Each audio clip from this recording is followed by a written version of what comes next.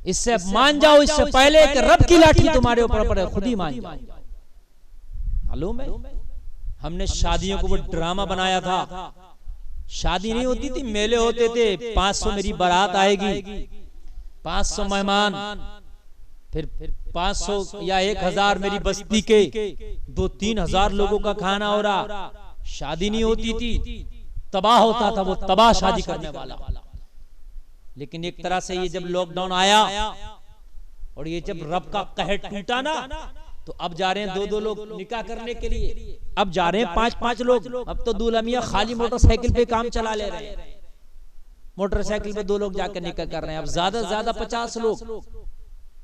तो कहीं ना कहीं अगर ये डंडे के जरिए से माने हम लोग, लेकिन माने 50 लोगों पर इक्तफा कर लिया।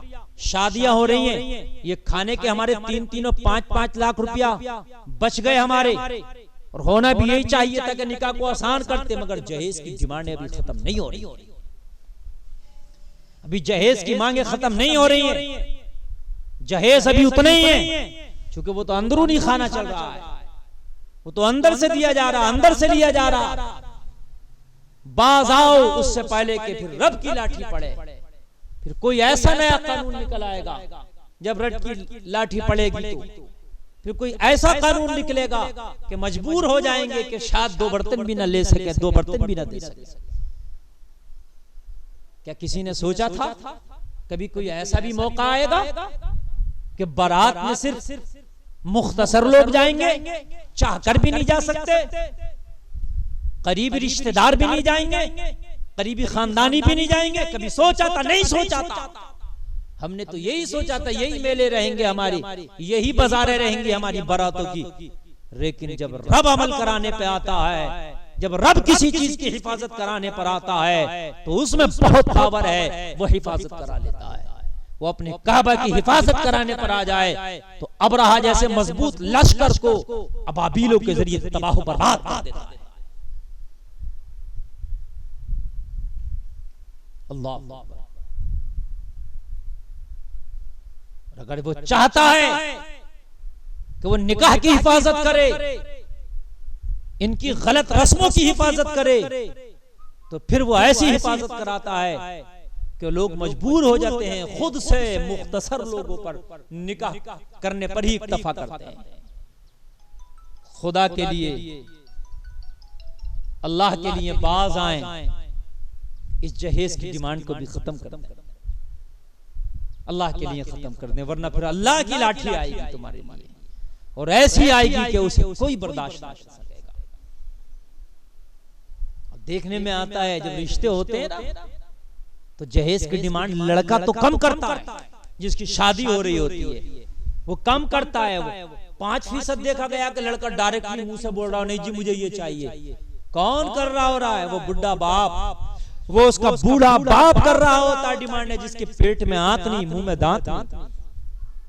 मियां मुझे तो ये गाड़ी चाहिए मेरे बेटे को। तुझे पता है बूढ़े, जब वो गाड़ी मिलेगी ना, जो तू डिमांडे कर रहा है मुझे ये चीज चाहिए, कितनी नकदी दोगे?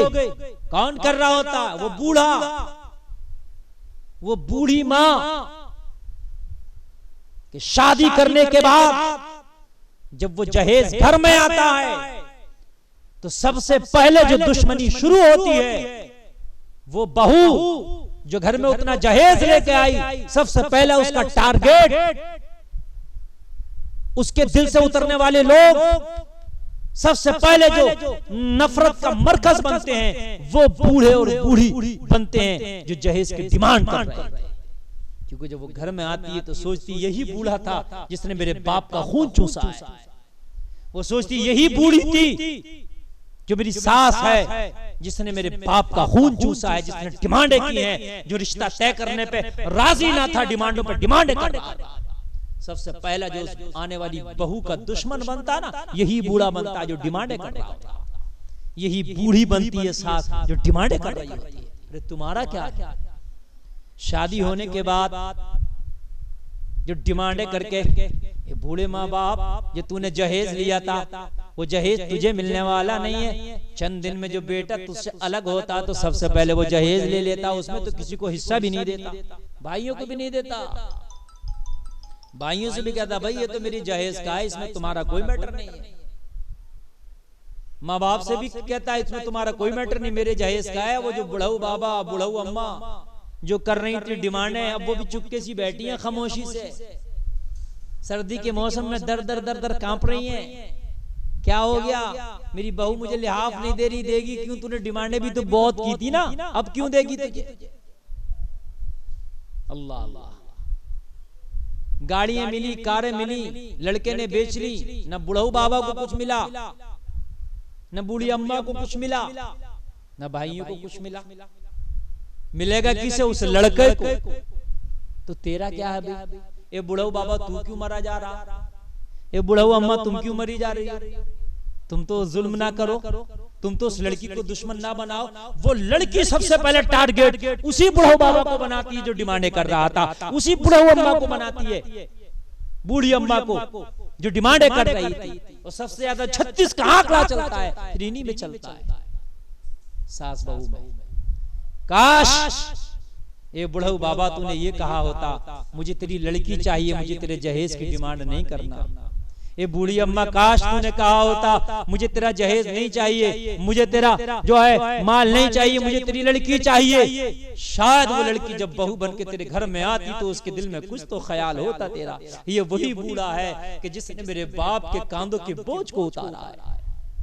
यही वही बूढ़ी माँ है कि जिसने मेरे बाप से कह दिया था कि दहेज की टेंशन ना ले, मुझे तेरी लड़की चाहिए। शायद उसे शर्म आए और वो तेरी मुखालफत ना कर पाए, तेरी बगावत ना कर पाए। हो सकता है कि वो तेरी भी खिदमत करती नजर आए और ये बूढ़ी तेरी भी खिदमत करती नजर आए, जो कहीं ना कहीं सोचेगी कि मेरे बाप को इन्होंने कर्ज की दलदल से निकाला है। मेरा बाप तो कर्जा लेके जहेज दे रहा था, लेकिन मेरे बाप को कर्जा ना लेने दिया, मेरे बाप के बोझ को इसने खत्म किया है। शायद ये इसके जहन और दिलो दिमाग में रहे और वो तेरी जिंदगी भर खिदमत करती रहे। वो गाड़ी तेरे किस काम की है?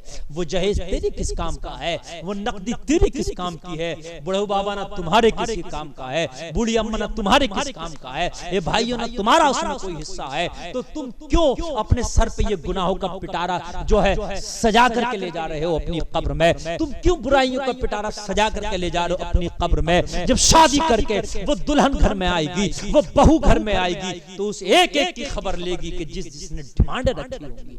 और डिमांडें करने पे जो सबसे पहले हत्ते चढ़ता है ना बहू के, वो ये बुढ़ऊ बाबा चढ़ते हैं। सबसे पहले जो हत्ते चढ़ती है ना, बूढ़ी अम्मा ही हत्ते चढ़ती हैं सबसे पहले, क्योंकि इन्होंने मांगे की होती हैं बहुत मोटी मोटी। खुदारा खुदारा तुम्हारा कुछ नहीं है।